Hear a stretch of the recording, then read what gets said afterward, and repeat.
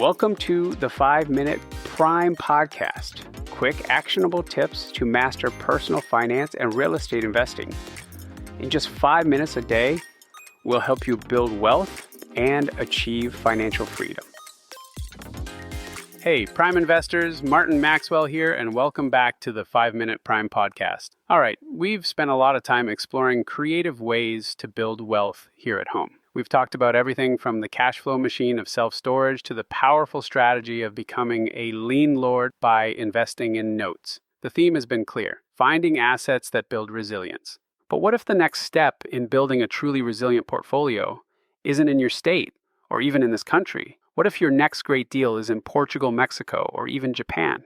I know it sounds impossibly complex, but today we're starting a new journey. We're challenging that old invest in your backyard mantra and asking a critical question. In 2025, should your real estate portfolio go global? This isn't just a travel fantasy. For many savvy investors, it's becoming a core financial strategy. So, today we're going to get real about the pros, the cons, and the genuine on-the-ground reality of international real estate investing. So, let's start with the big question. Why on earth would you take on the headache of buying property thousands of miles away? Well, the first and most powerful reason is true diversification. Look, owning properties in Florida and California is great, but it doesn't protect you if the entire U.S. market hits a rough patch. Owning an asset in a different economy, one that moves to a different rhythm, is the ultimate hedge. For example, you could balance a high-growth but more volatile recovery play in a market like Greece with an investment in a super stable, mature market like Japan. When one zigs, the other might zag. That's real portfolio armor.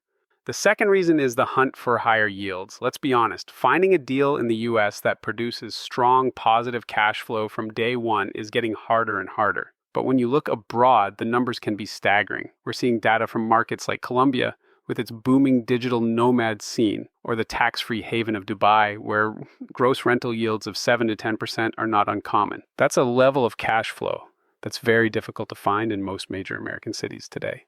Here's a specific example to make this real. Let's say you have $50,000 for a down payment. In a city like Austin, Texas, that might get you into a $250,000 condo that rents for maybe $1,800 a month. After your mortgage, taxes, insurance, and HOA fees, your cash flow might be $100 if you're lucky. That's a gross yield of around 4 to 5%. Now, let's take that same $50,000 to Medellín, Colombia. You could potentially buy a similar sized apartment for $100,000 cash. That same apartment might rent for $800 a month to an expat. With no mortgage payment, even after property taxes and management fees, you could be clearing $500 to $600 a month in positive cash flow. That's a gross yield of over 9%. The numbers are just on a different planet. But, and this is the genuine part we can't skip, that 9% yield doesn't just magically appear in your US bank account. Here's the con. Achieving it means dealing with international wire transfers, finding a property manager you can trust from thousands of miles away, and navigating a legal system for leases and evictions that's completely different from what you know. That higher yield is, in many ways, your compensation for taking on a significantly higher level of operational complexity and risk. And of course, there's the lifestyle play. This is the one we all dream about, right? The idea of a vacation home that actually pays for itself. This is the hybrid investor model, and it's incredibly popular in places like Portugal's sunny Algarve region or Spain's Costa del Sol. You get a beautiful place to escape to for a few weeks a year, and for the rest of the year, tourists are paying down your mortgage. Finally, there's a tactical advantage available right now: currency arbitrage. The US dollar is currently very strong, especially against currencies like the euro.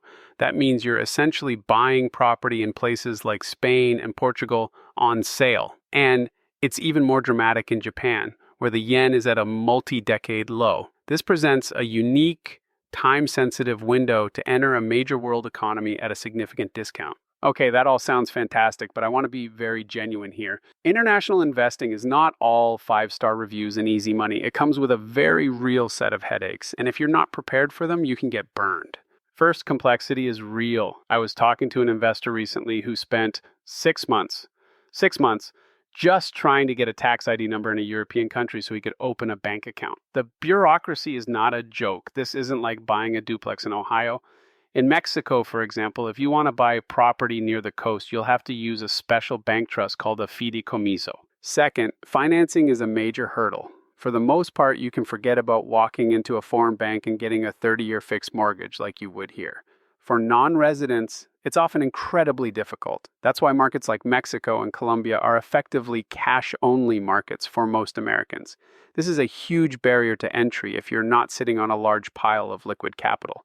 Third, there's the boots on the ground problem. This is a big one. How do you find a trustworthy lawyer, a reliable contractor, or a good property manager when you're 5,000 miles away and might not speak the language? I heard a story from an investor in Colombia whose deal almost collapsed because of a title issue from 20 years prior. His local lawyer caught it at the last minute. That lawyer wasn't just a nice to have, he was the entire defense system for the investment.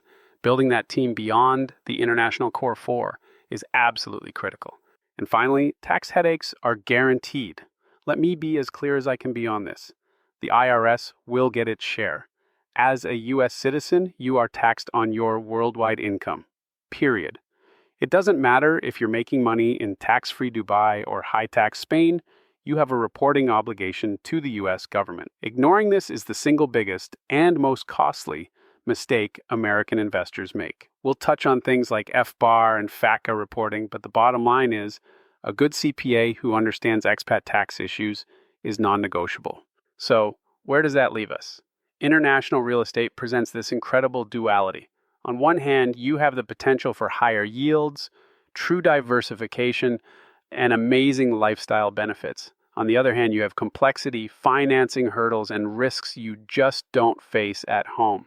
This isn't about chasing what's easy, it's about chasing what's valuable and being prepared for the work involved. It's a strategic decision that requires a different level of due diligence, a different kind of patience, and a rock-solid team on the ground. It's not for everyone, and that's okay, but for the investor who is prepared, who does the research, and who goes in with their eyes wide open, it can be an incredibly rewarding path. As we saw in our mid-year market update, the domestic market has its own set of challenges. Going global is simply adding another set of tools to your investor tool belt, allowing you to find opportunity no matter what a single market is doing. Let's tie this all together. Going global isn't a magic bullet. It's a deliberate strategy for the serious investor. It's about weighing the incredible upside of diversification and yield against the very real downside of complexity and risk. It's about being honest with yourself about your goals and your tolerance for a different kind of investing journey. Now, your challenge today. Before you even start browsing listings in another country, I want you to do a headache assessment.